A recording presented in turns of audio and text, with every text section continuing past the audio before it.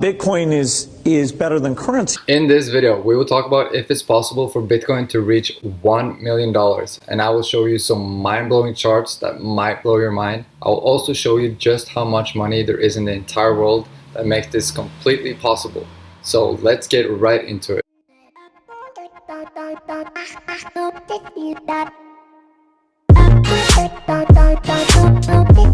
My name is Andreas and welcome to my video. For the people who don't know, I've been in the Bitcoin space for 3 years. I first started accumulating my first few Bitcoins in June of 2017. But before we get into this video, before I show you all these mind-blowing charts and how much money there is in the world, I would like for you to watch a clip I put together of very prominent people that believes Bitcoin can go to $1 million. Bitcoin is exciting because it shows how cheap it can be. Bitcoin is better than currency. What do you think Bitcoin will be worth? One Bitcoin? Between $500,000 and $1 million. Bitcoin value go to the $1 million. About $2 to $5 million per Bitcoin. Bitcoin and things like it is the equivalent of the red pill. We are entering a completely world of uncharted water right now. Have you made any investments? I own Bitcoin in my hedge fund. I own Bitcoin in my fund. I own Bitcoin in my private account. It is a huge deal. There's not even a Bitcoin server anywhere that you could shut down. It is completely distributed. That's what's unique about Bitcoin. Welcome to the video, and the first thing we're going to look at is just how much money in the world, because I genuinely think that's so important to understand truly just how much money there is in the world. Because remember, there's only 21 million Bitcoin, or in our case there's only 18 million Bitcoin, because 3 to 4 million Bitcoins are lost. So let's take a look at just how much money there is in the world. And this site is a great site, Visual Capitalist. You can also go to this site so you can see for yourself. I think that's really important. So if we go down here, you see each square size is worth 100 billion. And here we have Bitcoin, which has 2 squares, which is 200 billion. And here you have silver.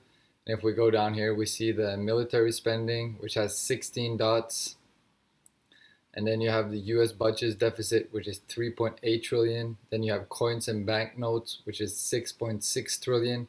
Then you have the Fed balance sheet, which is 7 trillion. So as you can see, we're just getting started, but there is so much money out there for everybody. Then you have the billionaires of the world, which is 8 trillion. And this is Bezos, Gates, Zuckerberg, and Ellison.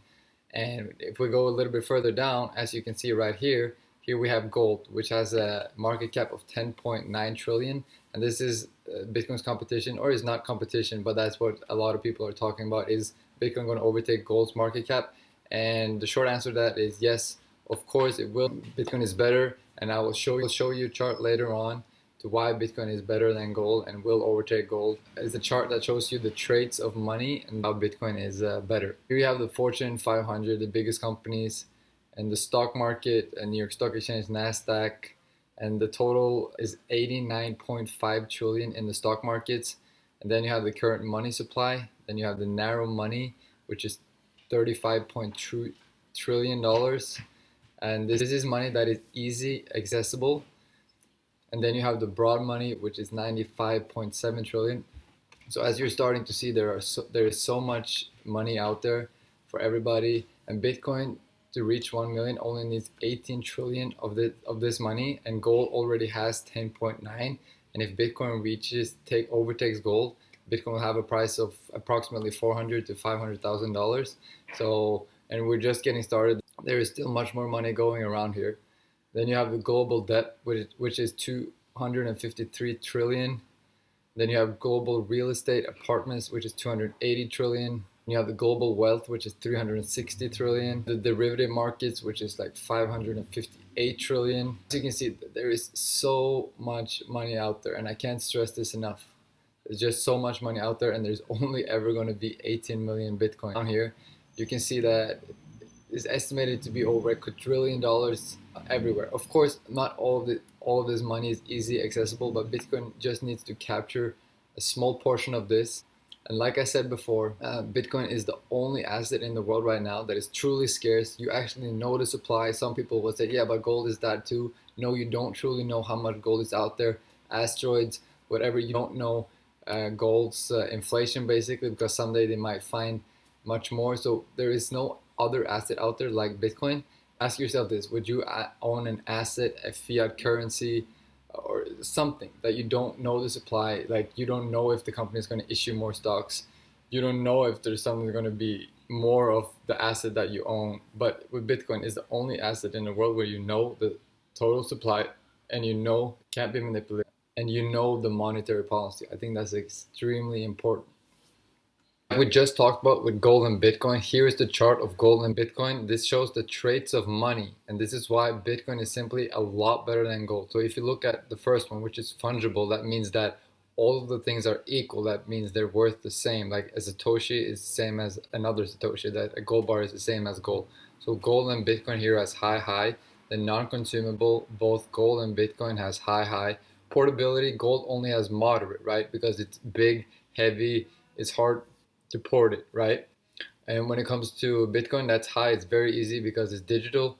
Gold is obviously durable, the same as Bitcoin, very durable. When it comes to divisible, it's very hard to cut up gold and like divide it, and it's not very easy, so that's moderate. With Bitcoin, that's very high because it's very simple. It's just a number on a computer screen. When it comes to secure, gold is only moderate. That's because somebody can steal it. It's not 100% safe like Bitcoin. When it comes to easy transactable, gold is low. Nobody accepts gold anywhere. Bitcoin is much higher. When it comes to scarce, predictable supply, nobody knows exactly how much gold there is. So you can't say that gold is very scarce. When it comes to Bitcoin, it's obviously we know it's only ever going to be 21 million Bitcoin, but in our case, 18 million. When it comes to government issued, gold is low, Bitcoin is low. When it comes to decentralized, gold is very low, Bitcoin is high. When it comes to smart programmable, gold is low, and Bitcoin is high. So this chart just shows you the traits of money and what money needs to be in order to be good. So as you can see, gold and fiat are very similar. They have their ups and their downs, like the negatives and their positive, but Bitcoin is positive in almost all of them. So this is also one of the reasons why Bitcoin will overtake and eventually go to $1 million, because it's just simply better. And I think one of the biggest things, I'm going to mention this over and over again in this video, is that there will only ever be 21 million Bitcoin. You know, there is no other asset like Bitcoin on the planet. You can't compare it to anything. Bitcoin is digital. It's truly scarce. You know the monetary policy. You can't manipulate it. Let's take a look at this model right here. This is why Bitcoin has value scarcity. And this is a stock to flow model with gold and silver in the model. And here is gold, which has a stock to flow of 55 something. And gold is right where it should be, around $10 trillion.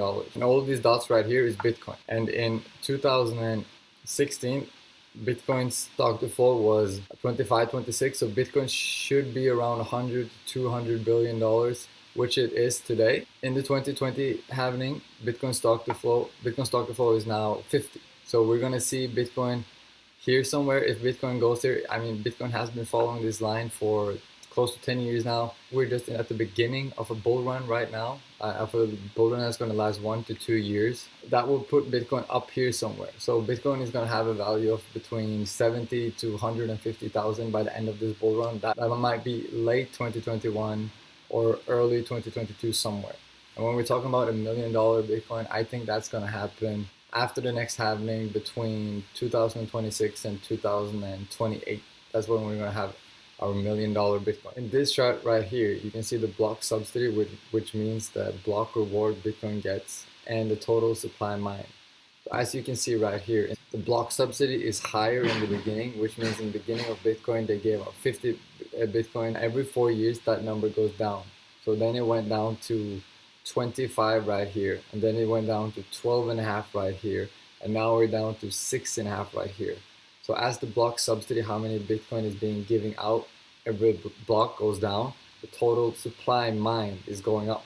So that means Bitcoin is just getting scarcer and scarcer, and there's just going to be less and less coins on the market, which also is going to help drive the price up, because when the markets dry out with less coins and more people want it, the price is going to shoot up. Like we just talked about with how much money there is in the world, there is no way people are not going to want to own Bitcoin, simply because it's the only asset out there that is truly scarce. You know the supply, you know the monetary policy. So for Bitcoin, so this is extremely bullish for Bitcoin. Here is another chart. It's a little bit outdated. Bitcoin is supposed to have 250 billion, gold is supposed to have 10 trillion. But as you can see, there is so much money out there. And I think people are really forgetting that. There is so much money out there in real estate, in everything, right? And again, you might ask yourself like, yeah, but the money is out there, but why would you choose Bitcoin? And my argument is, just think about it for 1 second. There's only ever going to be 21 million Bitcoin. That's never going to change. But in our case, it's only going to be 18 million. So Bitcoin is extremely scarce. There is no other asset like Bitcoin, right? Still here because people are truly realizing the importance of two things about what scarcity is and that the Federal Reserve cannot be trusted. In this chart, you can see the base money global supply in each of the countries. And right now, Bitcoin is number 9 on this chart, but it just overtook Russia. So that means technically Bitcoin is the 8th biggest economy according to country, which is a huge deal because that means more and more people are trusting Bitcoin. And this also will help take Bitcoin to $1 million. Here is a chart of the Bitcoin price, and we recently just broke a 3-year resistance or 2 years and 7-month resistance line. We tried breaking through it here in July of 2019. We tried 2-3 times, but we weren't able to. And then we tried in the beginning of 2020, and then we had the coronavirus dump. And then we started trying again here. And now recently we just broke out of almost 3-year-long resistance. This is incredible. This is very bullish because the price has been consolidating now for 2.5, almost 3 years. Consolidation is very healthy. This can help take Bitcoin to a new all-time high because the price has been consolidating for so long. Thank you for watching the videos. I hope you enjoyed it. So remember, there's a lot of money in the world. The stock to flow model is all supporting Bitcoin's theory to go into $100 to $1 million.